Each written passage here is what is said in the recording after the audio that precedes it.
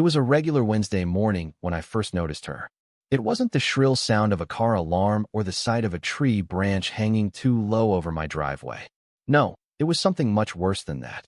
It was the unmistakable silhouette of Brenda Larchwood, our HOA president, strutting down the street with a clipboard in hand, her brown shoes scraping against the perfectly trimmed sidewalk. Now, if you don't know what I mean by an HOA president, let me give you a little picture. Brenda isn't your average neighborhood committee member. No, she's the kind of person who walks around the neighborhood with a power trip grin, a ruler tucked into her bag, and a binder full of rules thicker than a dictionary. Trust me, you don't want to get on her bad side. I moved into Harmony Creek Estates just a few months ago. After 20 years in the military, I was looking for a place to settle down, a place where the only battles I'd have to fight would be over whether I wanted to barbecue in the backyard or just sip iced tea on the porch. I was Jack Miller, retired Master Sergeant, and I was done with the whole war zone lifestyle. Or so I thought. I remember sitting on my new porch that morning, sipping lukewarm coffee, when I first saw Brenda. She was parked right in front of my house, glaring at my freshly laid lawn like it had personally insulted her. Her car was parked at an odd angle, which was already a sign that something was off, but I figured, hey, maybe it was just a coincidence. That's when I saw it. The Mobile Munchies truck. The truck was a big, bright yellow school bus converted into a lunch-sayer VYC on wheels.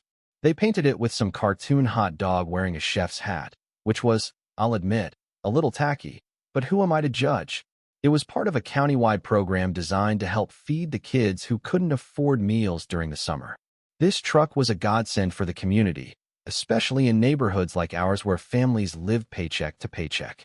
But Brenda didn't see it that way. As the truck pulled up to the park at the end of our cul-de-sac, I saw Brenda's beige sedan swoop in and block its path, pulling off a pit maneuver like she'd done it 1,000 times. I put my coffee down and leaned forward. This was about to get interesting. Brenda stepped out of the car, holding her binder in one hand, and walked up to the driver's side of the truck like she was a judge, jury, and executioner all rolled into one. She was dressed in shades of beige from head to toe, like she was blending into the background, trying to make herself invisible. But there was no mistaking her mission. According to Harmony Creek Estates Bylaw 74C, subsection B, she said, looking at the young driver like he was a criminal, commercial vehicles exceeding 1.5 tons are prohibited from parking on community asphalt between the hours of 9 a.m. and 5 p.m. for non-maintenance purposes. This is a clear violation.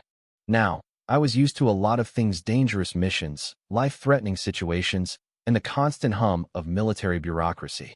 But this was next-level nonsense. I couldn't help myself. I stood up from my rocking chair, walked to the edge of my lawn, and cupped my hands around my mouth. "Brenda," I called out, trying to keep my voice steady. "It's a lunch truck. It's here to feed kids. You know, small humans who need food to survive." But she wasn't hearing me. She was too busy berating the poor driver, who was looking at her like she'd grown a second head. "Rules are the bedrock of a harmonious community, Mr. Miller," she snapped, her voice cold and calculating. "Your lack of respect for them has been noted in the minutes." Minutes? Seriously? I was in the minutes? Well, I thought, if I'm going to be famous in this neighborhood, at least it's for something entertaining. My contractors, Gus and Manny, who had been tearing apart my kitchen for the last few days, poked their heads out of the window frame, clearly interested in the spectacle. Gus, the gruff one, couldn't resist. "My taxes pay for that truck," he yelled. "You're messing with the American food chain." Manny chimed in. "Yeah, think of the tater tots, Brenda." At that point, I couldn't hold back the laugh that was building in my chest. Brenda's face was turning beet red, and I could practically hear the gears turning in her head. She wasn't used to being challenged, especially not in front of an audience. But Brenda didn't back down. No, she escalated. "I'm calling the police," she declared, pulling out her phone. "I'll report this illegal operation. Unauthorized loitering. A hostile resident." Hostile? I hadn't even dropped a sarcastic remark yet. That's when I did what any retired military guy would do: made a call of my own.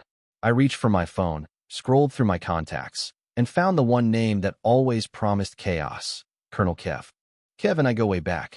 He's the kind of guy who thinks overkill is a military term. He answered on the second ring, and I could hear the background noise of what sounded like a war zone. "Jack, Talk to me.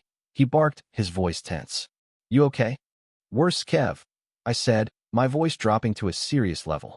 I've got a local warlord here blocking a critical supply line. A tyrant in orthopedic sandals. She's preventing a school lunch truck from feeding the kids. There was a long pause on the other end.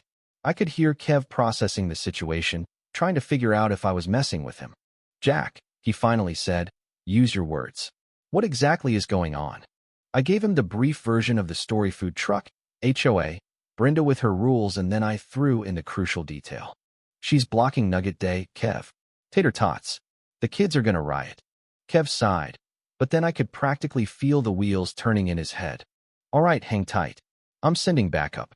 Now, most people wouldn't expect much from an old buddy in the middle of a quiet suburban neighborhood.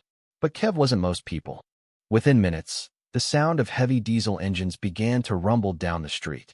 My heart skipped a beat as I turned toward the noise. I could see the first Humvee approaching, followed by another, and then a massive LMTV, light-medium tactical vehicle, brought up the rear.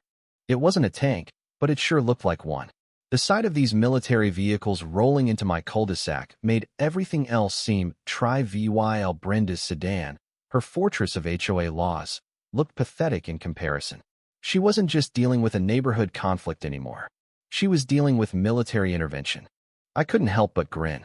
This was better than I could have ever imagined. The convoy rolled in slowly but with purpose, surrounding the area. The first Humvee parked right in front of my lawn, and the soldiers began to dismount. They moved with military precision, but their faces showed confusion. They had no idea what was going on. One of the young officers approached me and saluted. "Are you Sergeant Major Miller?" he asked, his voice uncertain. "That's me," I said, straightening up and giving him a look like I was in charge. The young officer blinked and looked back at the massive convoy. "Colonel Galloway sent us. We've got a hostile blockade situation. Need any help?" "You bet I do," I replied with a grin. "Let's assess the situation." The rest of the mission went off without a hitch. With military precision, we cleared a path for the lunch truck. Gus directed the driver like a seasoned air traffic controller, and Brenda was left floundering, trying to regain some control over the situation that was quickly spiraling out of her reach. In the end, the kids got their lunch. They cheered, they ran for their tater tots, and for a moment, Harmony Creek Estates wasn't just a sleepy suburban neighborhood, it was a battlefield where the good guys won. That evening, I sat on my porch again, feeling like I had just pulled off the greatest tactical operation of my life. The neighborhood was quiet once more, but there was a different kind of peace. Brenda? Well, I think she's still figuring out what happened. But here's the thing.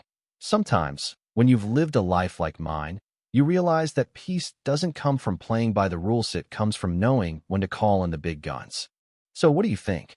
Was I wrong to escalate things? Or did I just save the day? Let me know your thoughts in the comments below. And if you enjoyed this little story of suburban warfare, don't forget to hit like, share, and subscribe for more crazy tales from my neighborhood.